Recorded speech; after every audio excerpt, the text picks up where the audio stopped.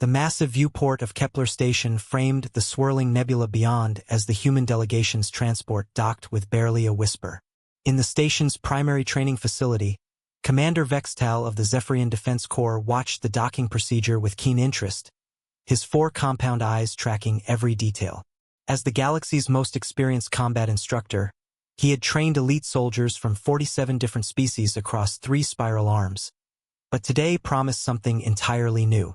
The airlock cycled open with a pneumatic hiss, and the humans emerged. Lieutenant Krixna, Vextal's aide-de-camp, couldn't suppress the chittering sound that passed for laughter among her people. "Commander," she whispered through their private comm channel, "are we certain these are military personnel? They appear to be wearing civilian clothing." The approaching humans did indeed present an unusual sight.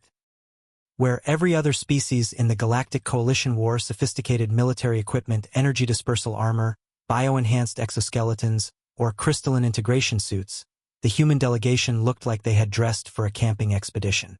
Their leader, a weathered man with graying temples and keen eyes, wore what appeared to be simple fabric in a mottled green and brown pattern. The material looked almost primitive compared to the gleaming technological marvels surrounding them.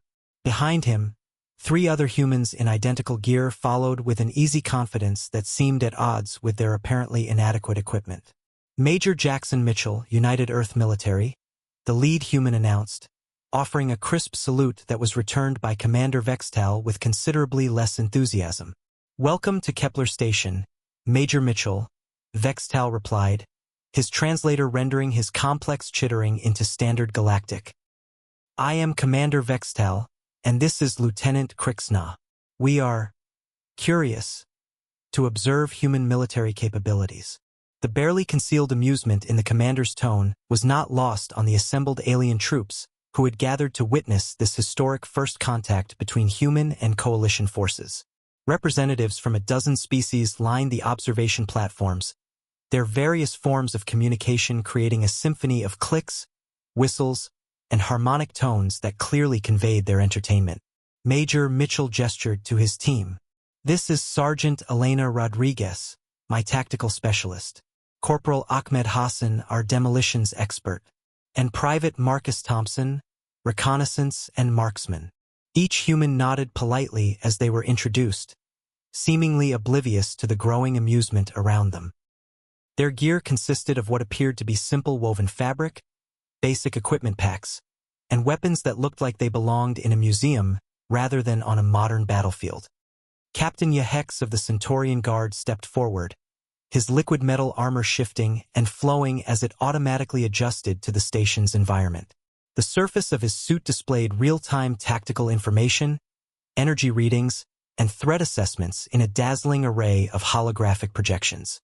"Perhaps," he suggested with barely contained condescension, "our human guests would benefit from a demonstration of proper military equipment before we begin joint exercises?" Captain Yahex activated his armor's full display mode.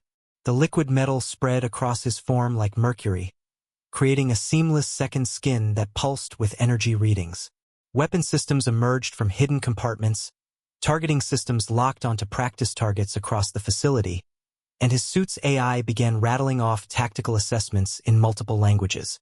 "This is a Mark 7 adaptive combat system," he announced proudly. "It can withstand direct plasma cannon fire, deflect energy weapons up to Class 9 intensity, and provides full life support in vacuum for 72 standard hours. The integrated weapon systems can engage multiple targets simultaneously at ranges exceeding 5 kilometers. A murmur of appreciation rippled through the alien observers.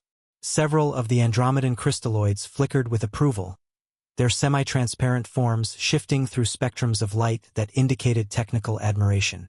"Cost," Captain Yahex continued with obvious pride, "approximately 4 billion credits per unit. Each suit requires a dedicated support team of 12 specialists and a quantum-linked maintenance facility." The aliens turned expectantly toward the humans, waiting to see what primitive response they might offer to such a display of technological superiority. Major Mitchell examined the Centaurian's equipment with genuine interest, walking slowly around the armored figure and nodding appreciatively at various features. That's remarkable engineering, he said finally. Your people have obviously put considerable thought into comprehensive battlefield systems.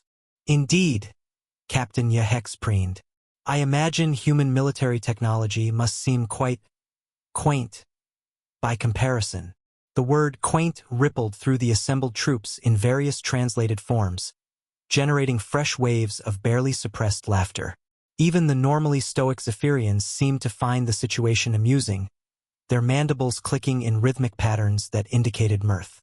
Sergeant Rodriguez caught Major Mitchell's eye and raised an eyebrow in a silent question.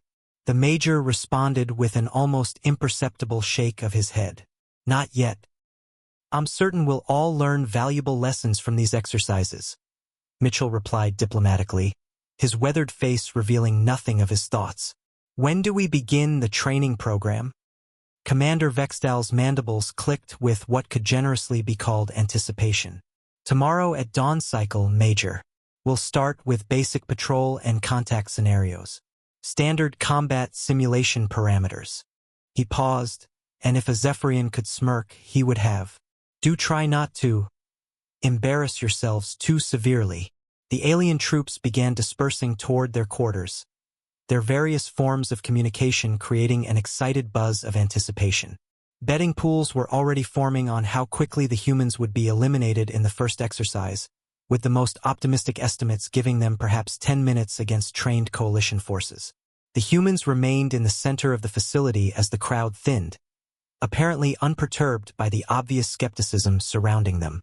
They spoke quietly among themselves, checking their equipment with the kind of methodical thoroughness that spoke of long experience and ingrained discipline. As the last of the alien observers departed, Major Mitchell looked at his small team and allowed himself the faintest suggestion of a smile. Well, people, he said quietly, looks like we've got their attention. Should we tell them about the last guys who underestimated human infantry? Private Thompson asked with deadpan humor. No, Rodriguez replied, adjusting the straps of her apparently primitive gear. Let them find out tomorrow. Major Mitchell nodded toward the viewport where alien ships could be seen conducting training exercises in the distance, their advanced systems creating spectacular displays of technological prowess. Get some rest, everyone. Tomorrow's going to be very educational for everyone involved. Dawn cycle arrived with the artificial precision of a space station's chronometer, and the main combat simulation deck hummed to life with the energy of advanced holographic projectors.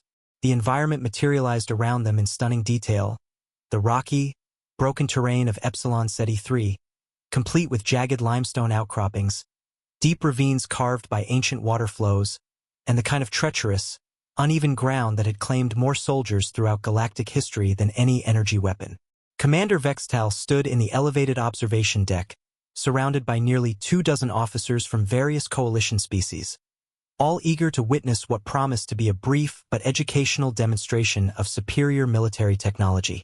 The transparent aluminum viewing ports provided a perfect view of the terrain below, while holographic displays showed real-time tactical information, sensor readings, and biometrics from all participating forces.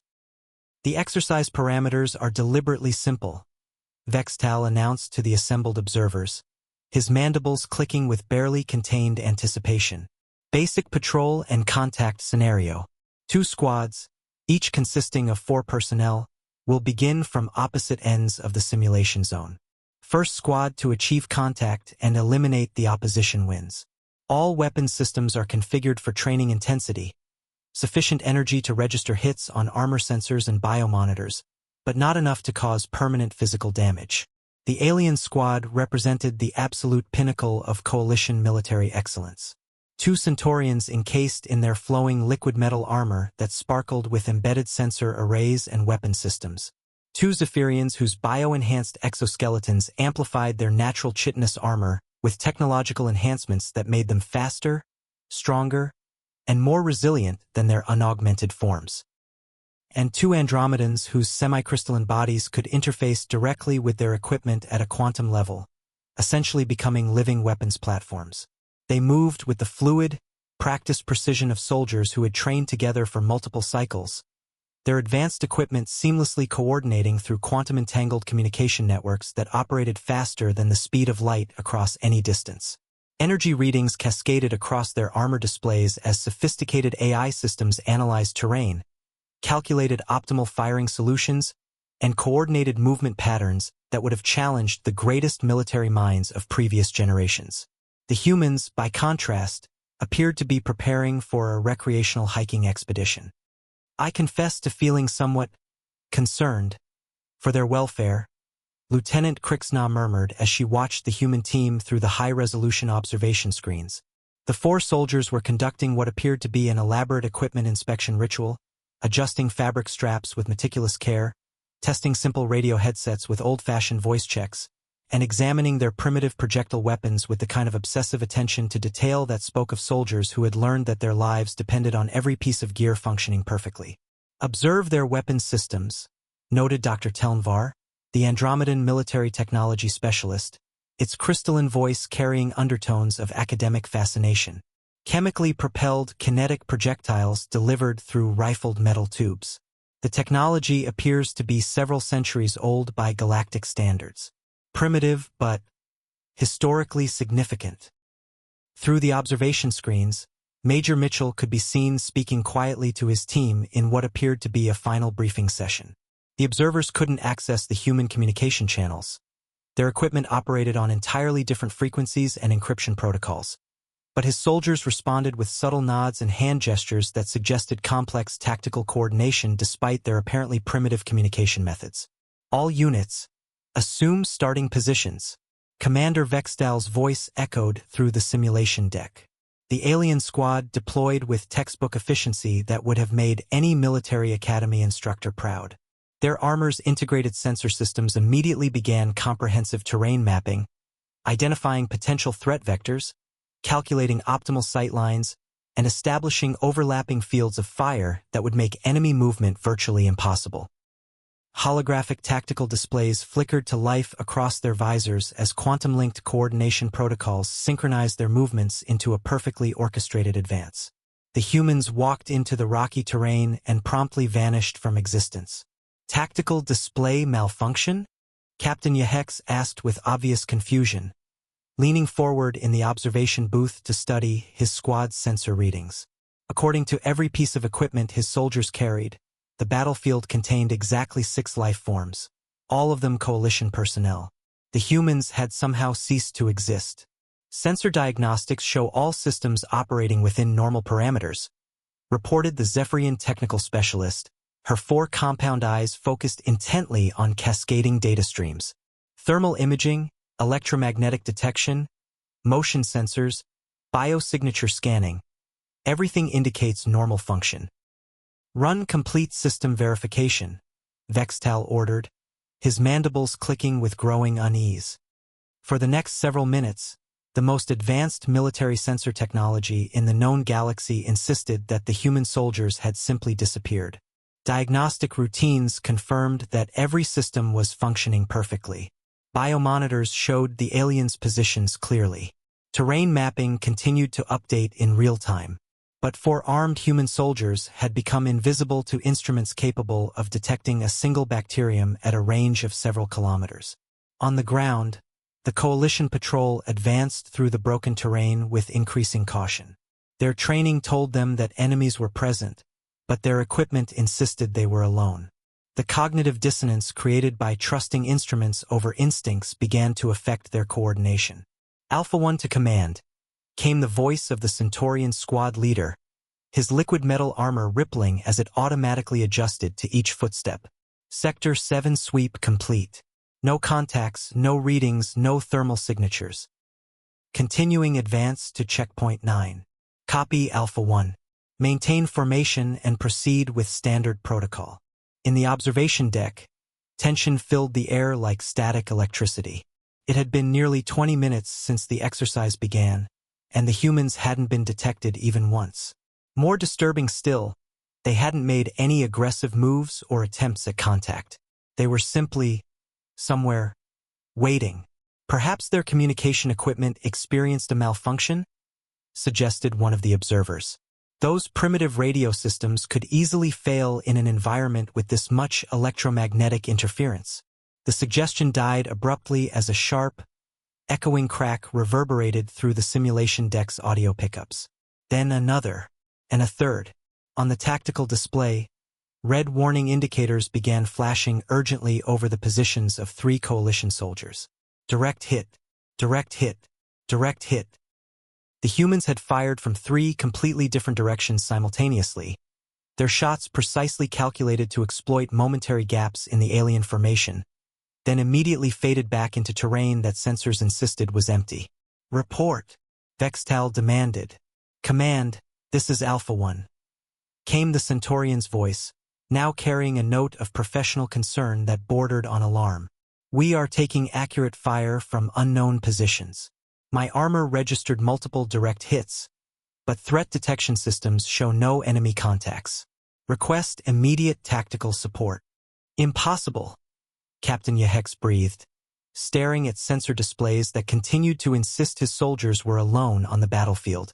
Our equipment should detect any life form within a 5-kilometer radius. Major Mitchell's voice suddenly crackled through the communication system, calm and matter-of-fact. Simulation control. This is human team leader. Exercise complete.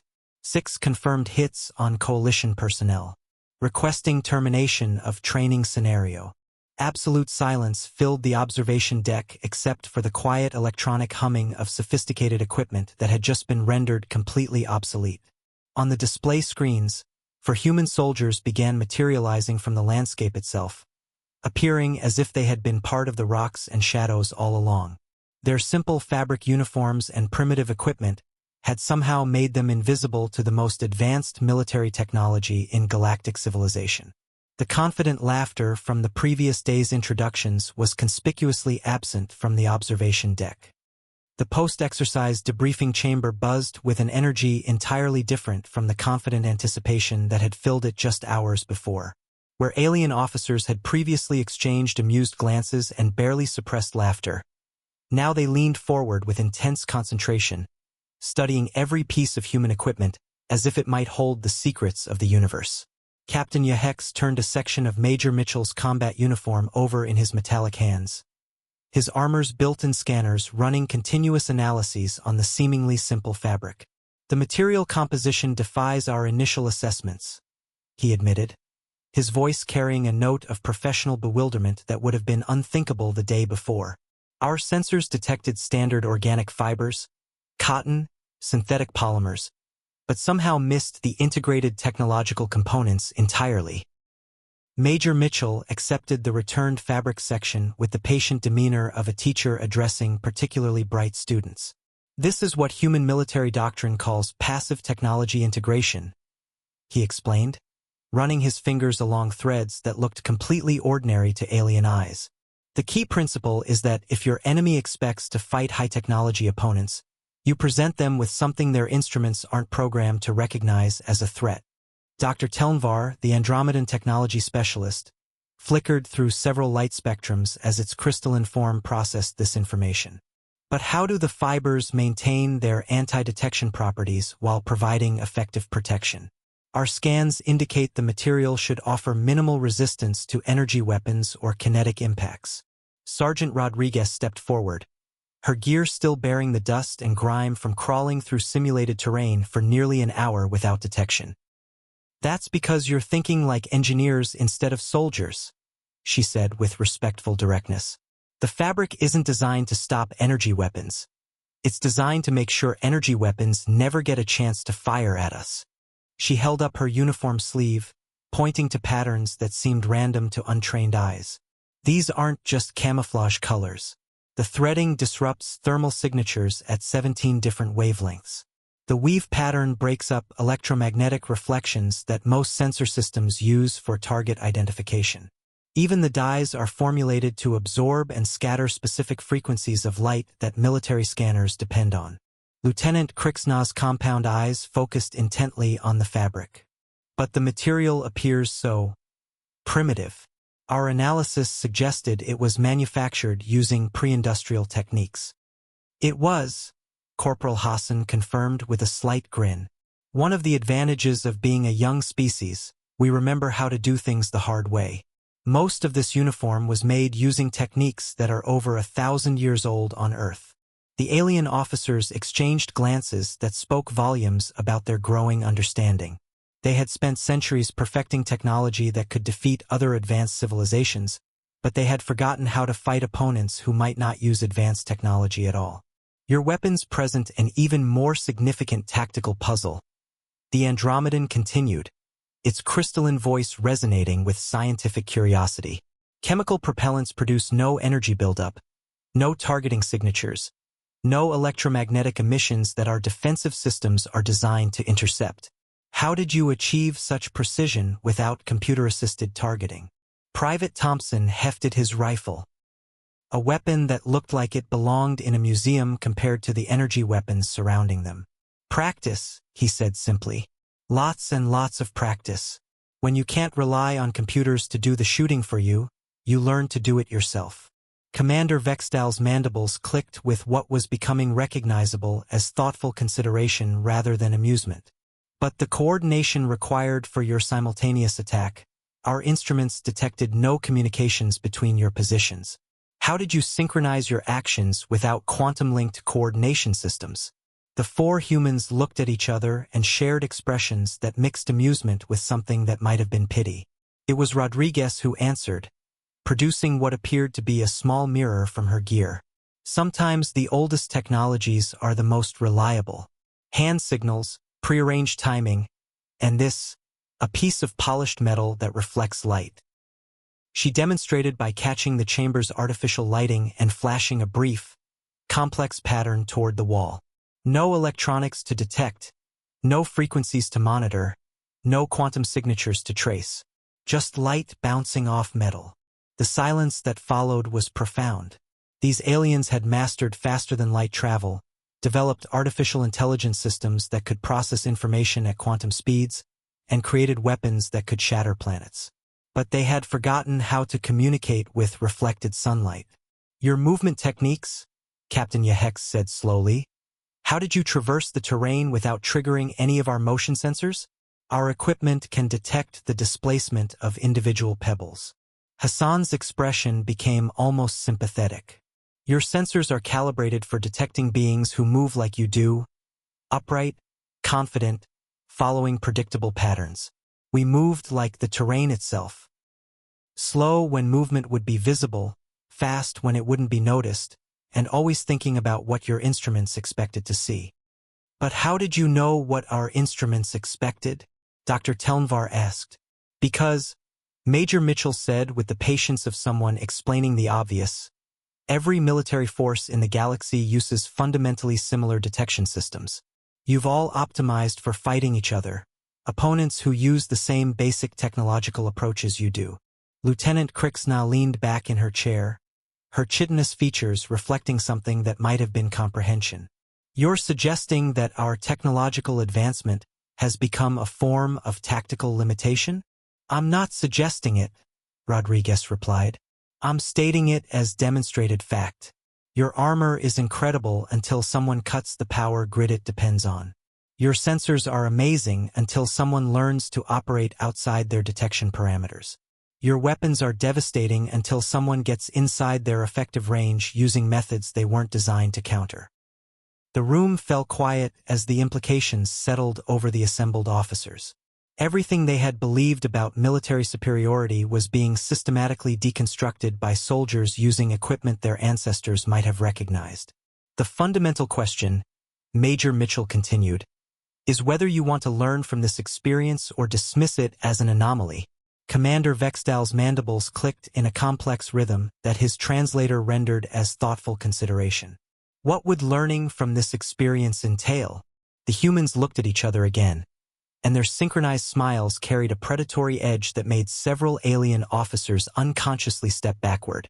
It would entail, Sergeant Rodriguez said with quiet intensity, accepting that everything you think you know about warfare might be wrong, and then letting us teach you how humans really fight.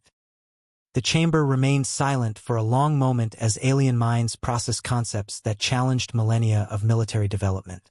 Finally, Commander Vextal spoke. When do we begin? The second day's exercise scenario had been carefully selected by the coalition command staff to test human adaptability in what they considered a more challenging environment.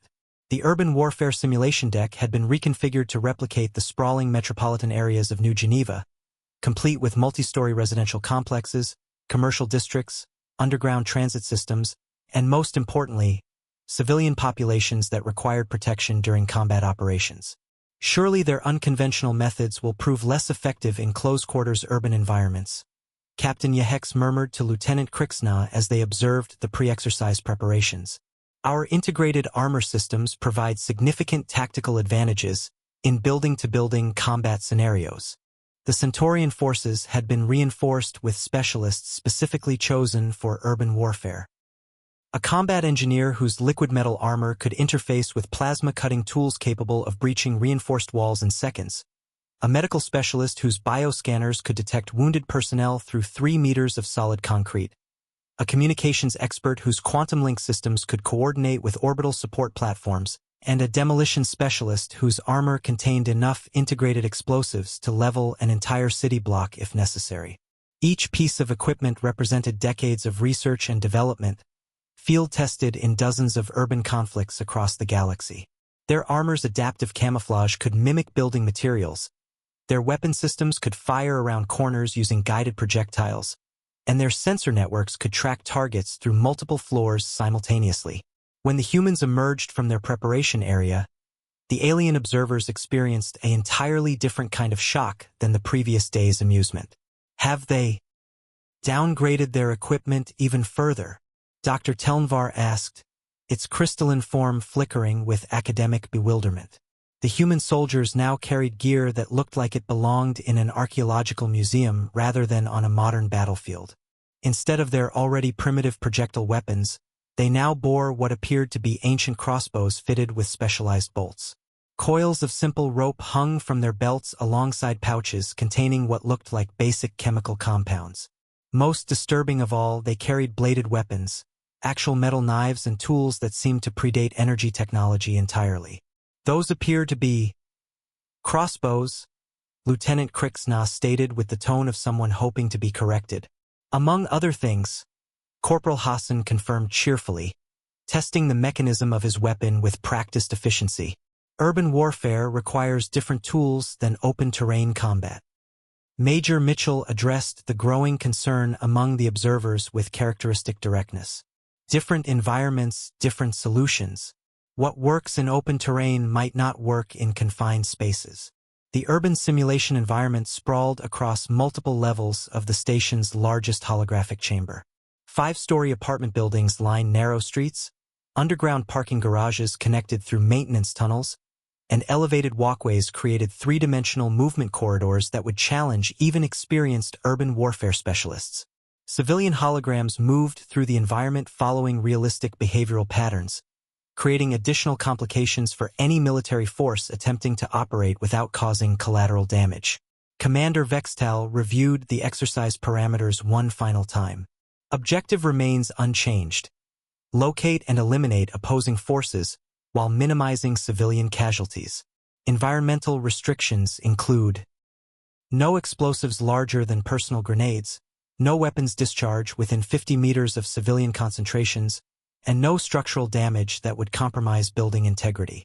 The alien squad deployed with textbook precision, their armor systems immediately beginning comprehensive mapping of the urban environment. Thermal imaging identified heat sources throughout the buildings, electromagnetic scanning detected all electronic devices, and quantum-linked coordination protocols established overlapping fields of fire that covered every major intersection and choke point. The humans split into pairs and promptly vanished into the urban maze.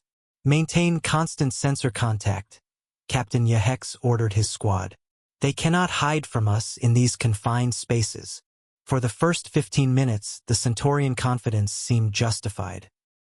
Their sophisticated sensors registered brief thermal contacts, electromagnetic anomalies that suggested human movement, and occasional acoustic signatures that indicated activity within the building complex.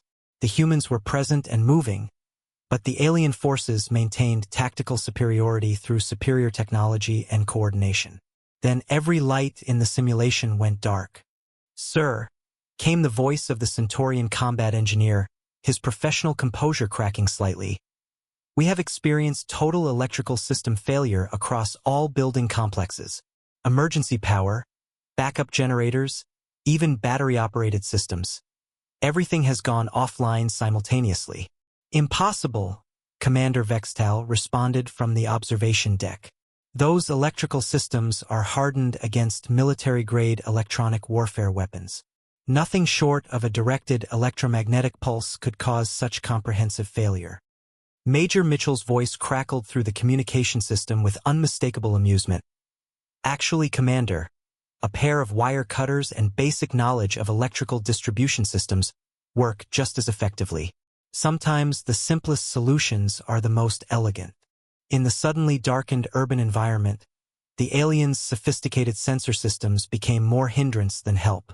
Display screens flickered and strobed as armor-mounted AI systems struggled to process the massive amounts of conflicting data generated by their attempts to compensate for the environmental changes. Targeting computers calculated firing solutions based on incomplete information, while navigation systems tried to map terrain using instruments designed for much simpler scenarios. The humans, meanwhile, had switched to equipment that operated independently of any electrical infrastructure. The first sign of trouble came when the Centaurian Point specialist reported what he diplomatically termed equipment complications. "Define complications," Captain Yahex demanded, his own sensors showing nothing but chaotic electromagnetic interference. "Someone has fired a crossbow bolt through my left arm servo assembly, sir. Armor integrity is maintained, but the appendage is completely non-functional. I never identified the shooter's position." "Impossible. Our thermal imaging should have detected any human heat signature within effective crossbow range." "Apparently not, sir." Over the following minutes, the situation deteriorated rapidly. The Zephyrian communications specialist found himself immobilized by what appeared to be a simple rope snare that had somehow been rigged to activate when his bio-enhanced exoskeleton's electromagnetic field came within a specific range. The Andromedan technical expert discovered that its quantum-linked coordination systems had been disrupted by a small electromagnetic pulse device that analysis later revealed had been constructed from common electronic components available in any civilian electronics store. "How are they accomplishing this?" Dr. Telnvar asked, monitoring the tactical situation from the observation deck. "Our forces have superior firepower, better armor, more advanced sensors." "Sir," interrupted Sergeant Rodriguez's voice over the communication system, "respectfully suggest your personnel surrender before someone suffers permanent injury." "You have not achieved tactical victory," Captain Yahex replied grimly. "We still maintain operational personnel and superior positioning." "Check your 6, Captain."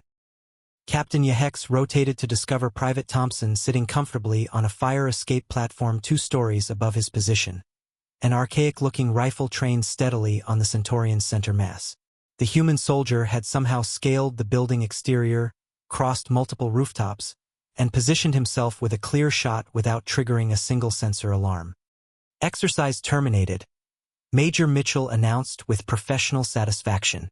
"All coalition personnel are either eliminated or tactically compromised."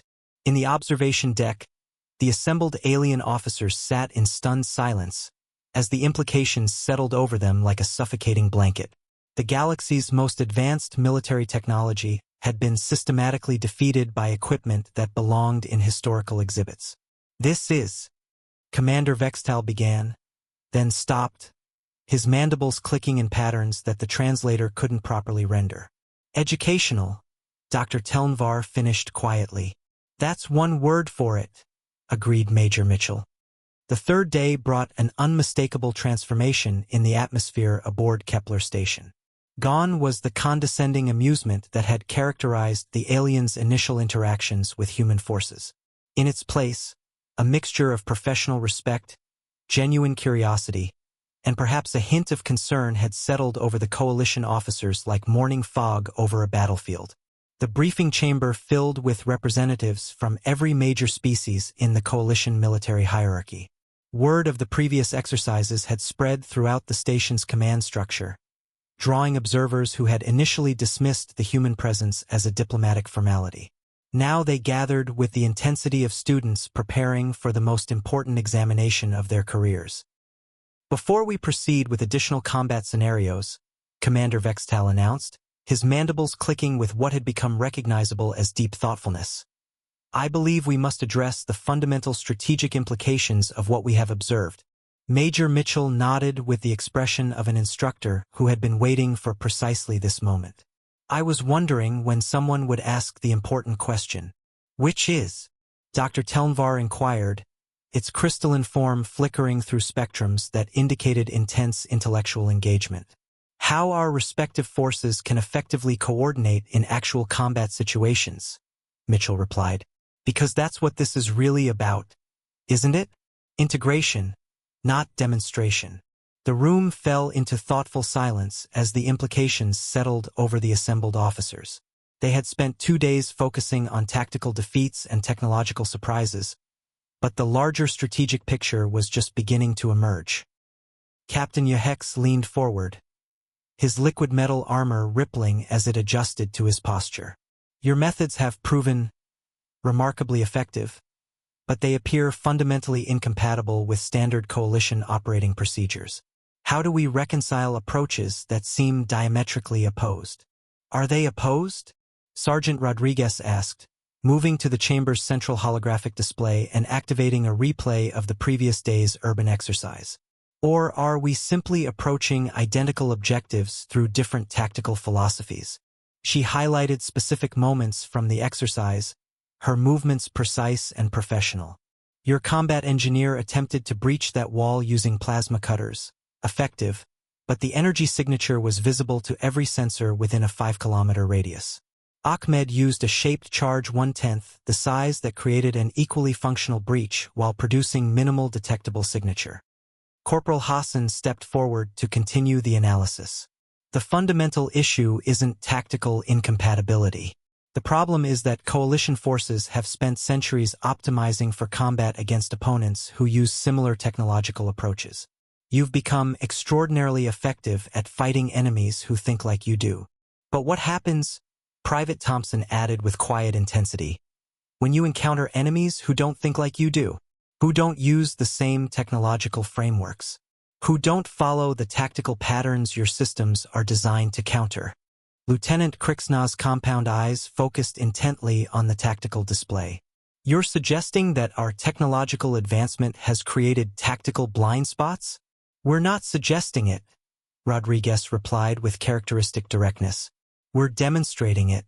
Your armor provides incredible protection against energy weapons, but what happens when someone uses kinetic projectiles? Your sensors can detect any electronic signature, but what about opponents who don't use electronics? Your coordination systems are faster than light itself, but what when someone cuts the power? The Andromedan observer's crystalline voice carried undertones of academic fascination mixed with concern. You're proposing that technological sophistication can become a strategic vulnerability rather than an advantage? Only when it becomes a dependency rather than a tool, Major Mitchell corrected. There's nothing wrong with advanced technology until you can't function without it. Commander Vextal's mandibles clicked in complex patterns as he processed this concept. You're advocating for technological redundancy? We're advocating for tactical diversity, Mitchell replied. Every major military force in the galaxy has converged on essentially identical approaches.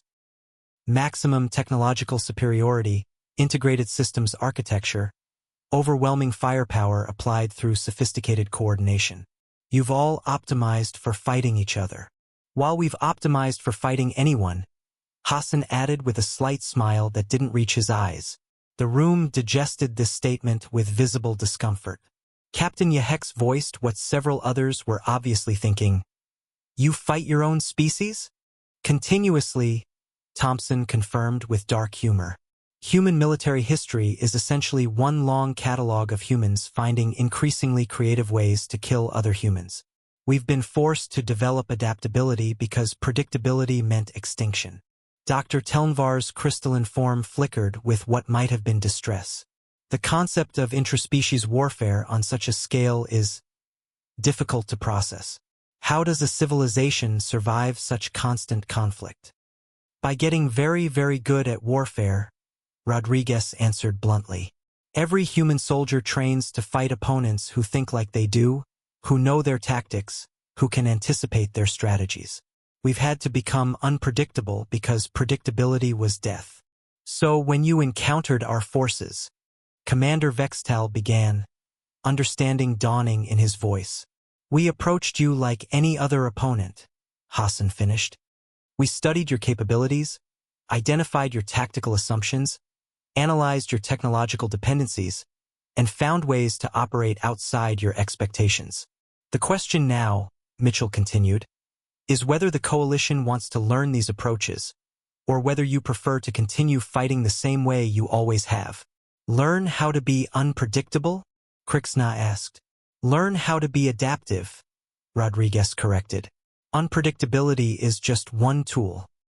The real lesson is understanding when to use advanced technology and when to use simple solutions, when to rely on sophisticated systems and when to trust basic training, when to follow doctrine and when to improvise. Major Mitchell's weathered face carried the expression of someone about to reveal the most important lesson of all. You have capabilities we don't possess, energy weapons that can destroy targets we could never touch, material science centuries ahead of ours, sensor technology that borders on the miraculous.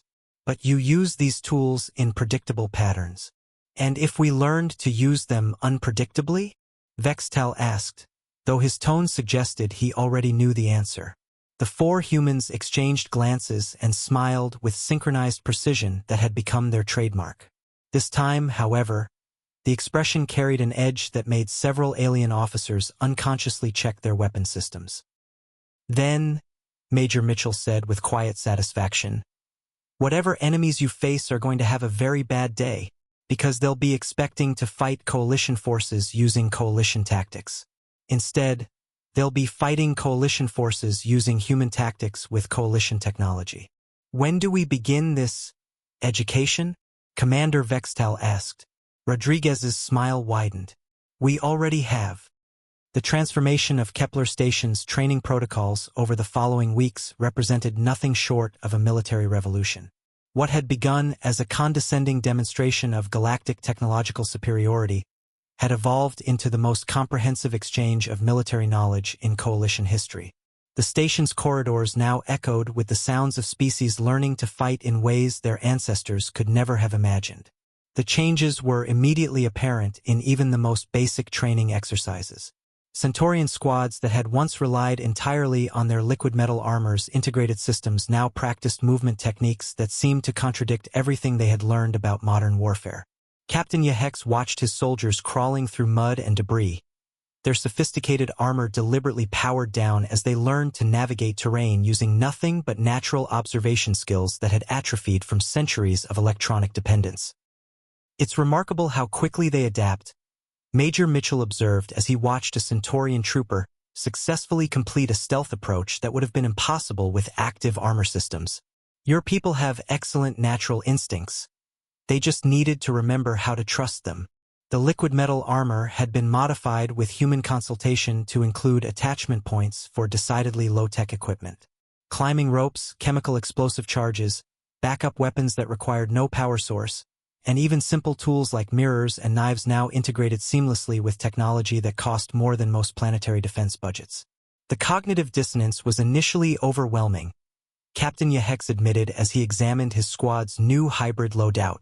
We had forgotten that our ancestors fought wars for millennia before developing these technological capabilities.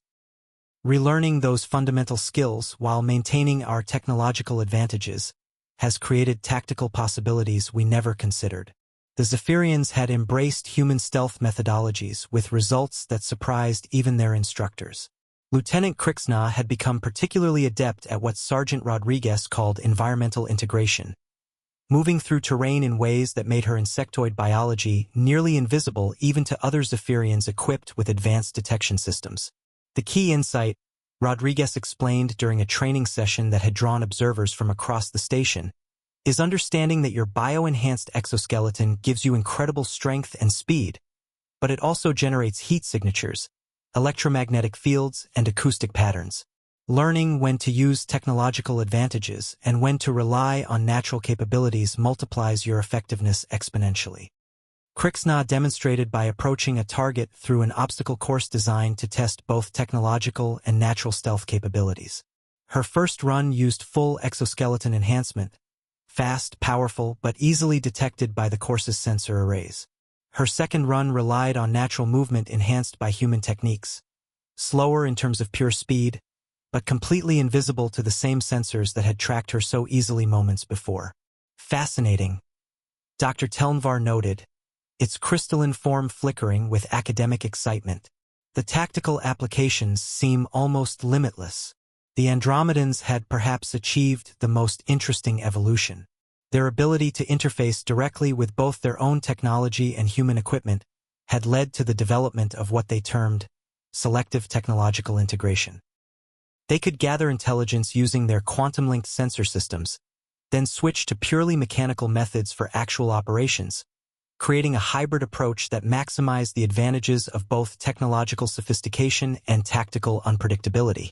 Observe this application, the Andromedan research specialist demonstrated, interfacing with a standard coalition sensor array to gather detailed terrain information, then immediately disconnecting and switching to human-designed equipment that was invisible to the same sensors it had just used. An enemy expecting standard Andromedan tactics would never anticipate this combination of high-technology intelligence gathering followed by primitive execution methods. But the real breakthrough came when mixed teams began developing entirely new tactical approaches that neither species could have conceived independently. Watch this demonstration, Private Thompson announced to a group of fascinated observers. He had been working with a Centaurian engineer whose armor could project sophisticated holographic decoys, technology far beyond human capabilities. Traditional coalition application, create false targets to draw enemy fire and reveal opponent positions, the Centaurian explained, activating multiple holographic soldiers that advanced across the training ground in standard formation patterns. Human modification, create false targets to mask real movement and provide tactical misdirection, Thompson continued. This time, 6 holograms appeared and began advancing across the same terrain. But hidden among them, using the holograms as both visual and sensor cover, real soldiers moved toward defensive positions. By the time the defenders realized that some of the holograms were actually returning fire with lethal accuracy, their positions had been completely compromised. Deceptive redundancy, Major Mitchell explained to the increasingly fascinated group of observers.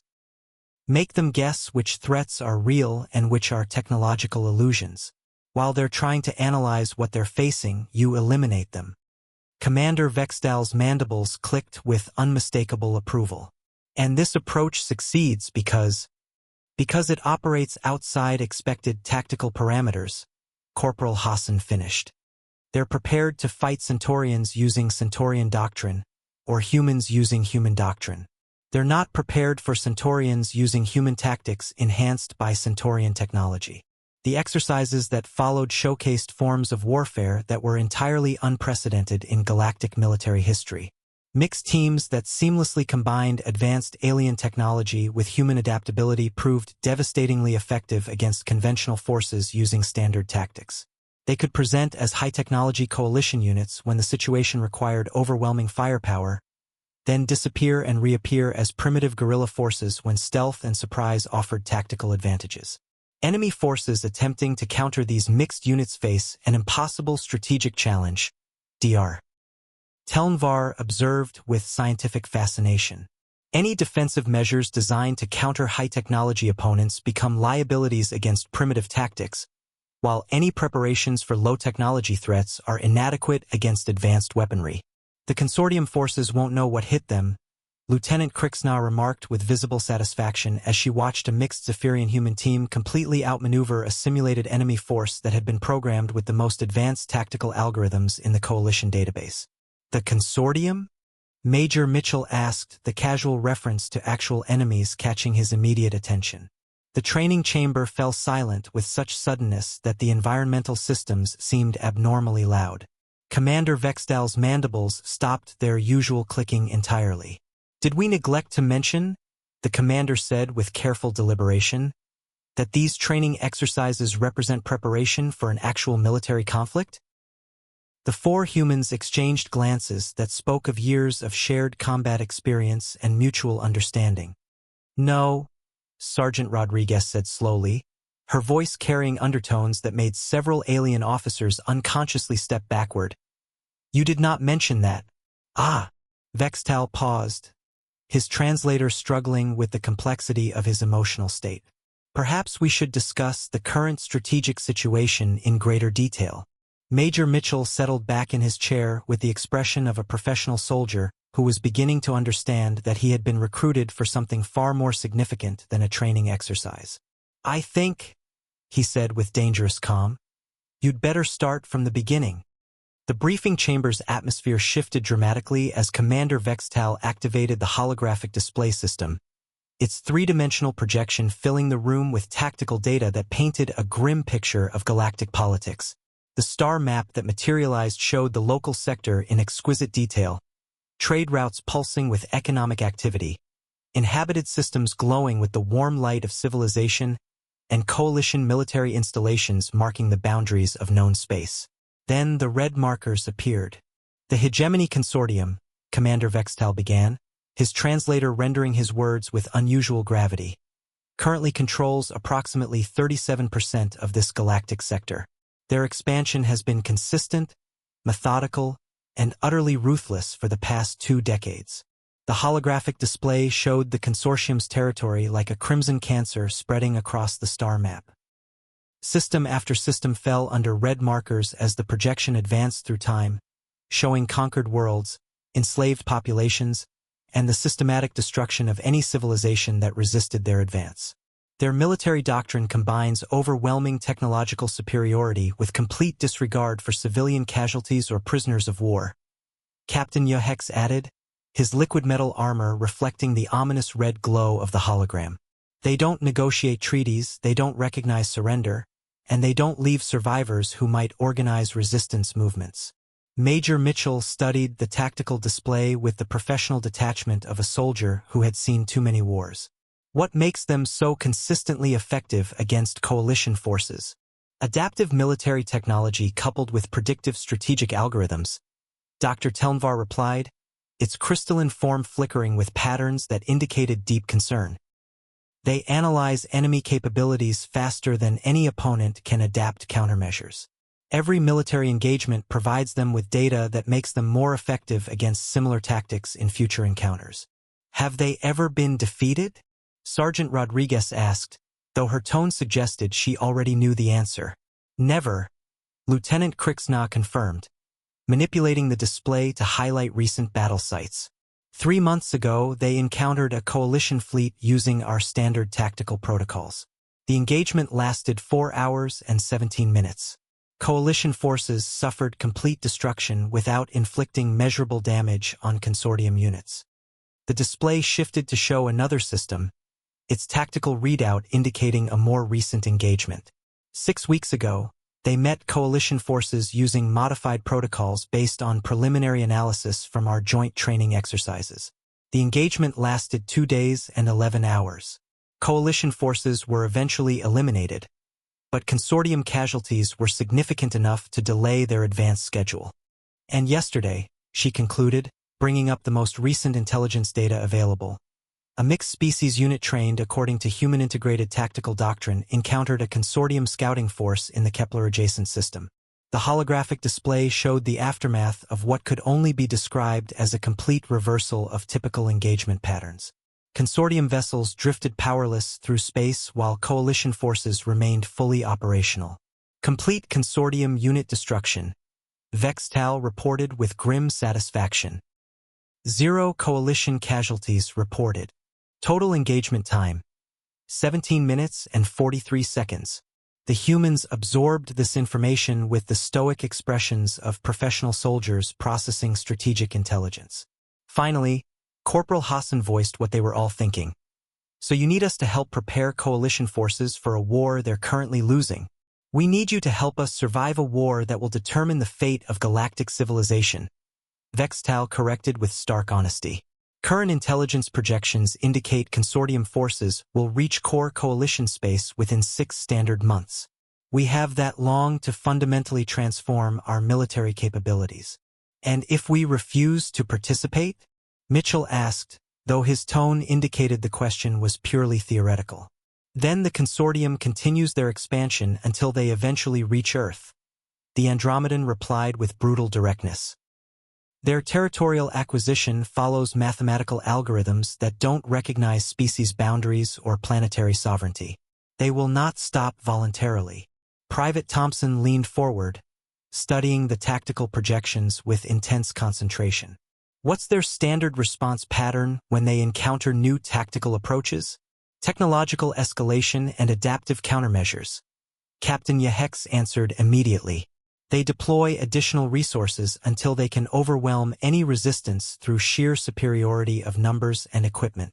And when technological escalation fails to achieve decisive results? It has never failed, Yahex replied, then paused as the implications of the question became clear. Until now. Rodriguez and Mitchell exchanged a look that carried the weight of decades of shared combat experience and mutual understanding. How many coalition military personnel can you commit to this training program? Rodriguez asked. Every available soldier in the sector, Vextal replied without hesitation. Approximately 47 million personnel across all species and specializations. And you'll provide complete operational authority over tactical doctrine development? Mitchell pressed. Within reasonable parameters. No, Mitchell interrupted with quiet firmness. Complete authority. If you want us to teach coalition forces how humans conduct warfare, then you need to accept that human warfare doesn't operate within comfortable parameters. Commander Vextal's mandibles clicked uncertainly as he processed this demand. And that means what precisely? It means accepting that some of our methods will seem ruthless by coalition standards. Hassan explained with patient directness. Human military doctrine prioritizes effectiveness over honor, victory over fairness, and survival over maintaining comfortable moral boundaries. It means understanding that human warfare isn't civilized, Thompson added. It's not pretty, it's not honorable by galactic standards, and it's definitely not fair. But it works. The consortium isn't fair either, Krixna pointed out with growing understanding. No, Thompson agreed. But they're predictable. They analyze, they adapt, they escalate, and they overwhelm. They use superior technology to achieve victory through methodical application of overwhelming force. And the fundamental weakness in that approach? Vextal asked, though his tone suggested he was beginning to understand. Major Mitchell's weathered face creased into a smile that held no warmth and promised considerable violence to anyone unfortunate enough to oppose him. The weakness is that they're preparing to fight the last war. They're optimized for enemies who fight like they do, enemies who depend on technology, who value efficiency over effectiveness, who follow predictable doctrinal patterns. They're not prepared for enemies who don't care about fighting fair, Rodriguez added with quiet intensity. Who view casualties as acceptable costs rather than failures to be avoided, Hassan continued. Who treat advanced technology as just another tool rather than a dependency, Thompson finished. And who have spent thousands of years fighting opponents who know exactly how they think, Mitchell concluded. If you want to defeat the consortium, you need to stop thinking like galactic citizens and start thinking like humans. Commander Vextal remained silent for a long moment, his mandibles clicking softly as he considered implications that would fundamentally alter everything the coalition understood about military operations. Finally, he looked directly at the human officers. How long do you need? For what? To transform coalition military doctrine into something the consortium has never encountered and cannot predict. Major Mitchell looked at his team, then back at the alien commander, his expression carrying the confidence of someone who had spent a lifetime preparing for exactly this kind of challenge. Give us 3 months, he said, and when the consortium arrives, they're going to discover that this galaxy just became a much more dangerous place than they ever imagined. The holographic display flickered and faded, leaving the room in relative darkness. But for the first time since the consortium had begun their expansion, the coalition officers weren't contemplating defeat. They were planning victory.